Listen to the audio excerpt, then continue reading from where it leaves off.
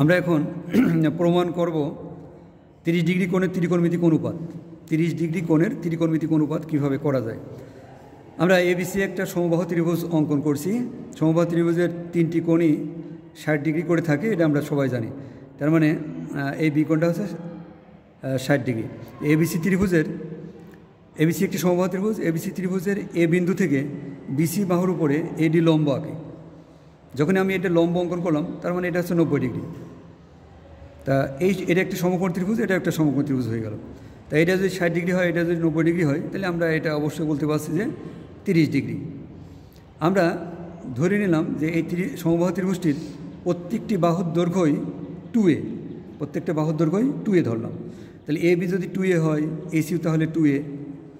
আমরা জানি সমবাহু ত্রিভুজের যে কোনো শীর্ষ থেকে বিপরীত বাহুর উপর অঙ্কিত লম্ব বিপরীত বাহুকে সমদ্বিখণ্ডিত করে। অর্থাৎ বিসি যদি 2a হয়, বিডি তখন হবে শুধু এ বিডি এই সমকোণী ত্রিভুজ থেকে পিথাগোরাসের উপপাদ্য থেকে আমরা এডি এর মানটা বের করব। তাহলে আমরা এখানে এডি স্কোয়ার সমান আমরা লিখতে পারি কি, দেখো এডি স্কোয়ার সমান আমরা লিখতে পারি অতিভুজ স্কোয়ার। অতিভুজ মানে হচ্ছে এ বি স্কোয়ার, এখানে ভূমি হচ্ছে বিডি স্কোয়ার। কোন সমকোণী ত্রিভুজ থেকে করলাম? এই সমকোণী ত্রিভুজ থেকে করলাম। লম্ব হচ্ছে এডি, তাহলে লম্ব স্কোয়ার সমান অতিভুজ স্কোয়ার মাইনাস ভূমি স্কোয়ার। এ বিকে আমি ধরে নিচ্ছি হচ্ছে 2a, তার মানে 2a তার হোল স্কোয়ার দিলাম। আর বিডি আমরা বের করে রাখছি এ, তাহলে এ স্কোয়ার। তার মানে আমরা এখানে পেলাম 4a স্কোয়ার মাইনাস এ স্কোয়ার। তাহলে 4 স্কোয়ার থেকে এ স্কোয়ার বাদ দিলে কত হয়? 3a square. তাহলে এ ডি স্কোয়ার যদি 3a স্কোয়ার হয়, তখন আমরা স্কোয়ারটা ওই দিক নিলে আমরা পাচ্ছি এডি সমান √3, এর উপরে স্কোয়ার আর রুট চলে গেল, শুধু এ হইল। তাহলে এডি সমান √3a পেলাম।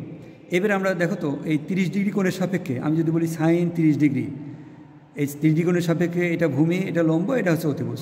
তাহলে আমি যদি চিন্তা করি যে সাইন 30 ডিগ্রি, তখন আমরা কী লিখবো? সাইন 30 ডিগ্রি সমান লিখবো লম্ব বাই অতিভুজ। লম্ব এখানে বিডি, লম্ব এখানে বিডি মানে হচ্ছে এ, অতিভুজ হচ্ছে কি 2a।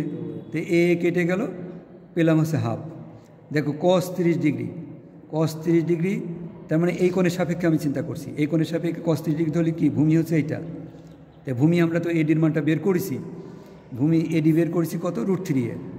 আমরা এখানে লিখলাম √3a। ভূমি বাই অতিভুজ, অতিভুজ হচ্ছে কি 2a, এ কেটে দিলাম, তাহলে আমরা পেলাম √3/2। আমরা যদি tan 30 ডিগ্রির কথা চিন্তা করি, তাহলে tan 30 ডিগ্রি, দেখো tan 30 ডিগ্রি মানে কি লম্ব বাই ভূমি, তার মানে কি এর বাই আমরা এডি বের করছি কত? √3a। এ কেটে দিলাম, 1/√3 পেলাম।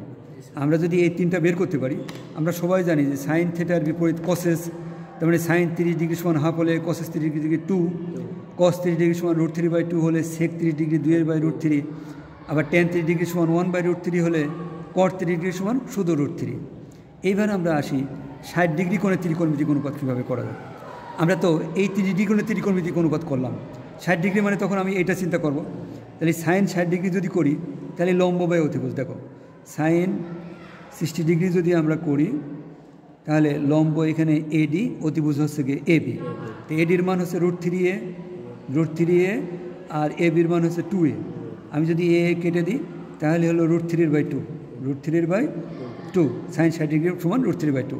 এবার আমরা যদি বলি cos 60 ডিগ্রি সমান কত? cos 60 ডিগ্রি সমান ভূমি বাই অতিভুজ, তার মানে কি এর বাই 2a। এ কেটে দিলাম, পেয়ে গেলাম হচ্ছে হাফ। আমরা যদি tan 30 ডিগ্রি সমান বের করি, tan 60 ডিগ্রি সমান বের করি, tan 60 ডিগ্রি সমান কত? লম্ব বাই ভূমি। এখানে লম্ব কত?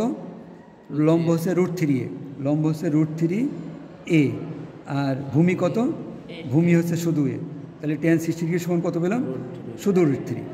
এইভাবে আমরা দেখো যে সাইন 60 ডিগ্রি পেলে তুমি কসেস 500, cos পালি sec 500, tan পালি cot 500, এগুলো উল্টাই দিলেই হয়ে গেল। এভাবে আমরা 30 ডিগ্রি এবং 60 ডিগ্রি করে ত্রিকোণমিতিক অনুপাত নির্ণয় করতে পারি এই সমবাহু ত্রিভুজ থেকেই। খোদা হাফেজ।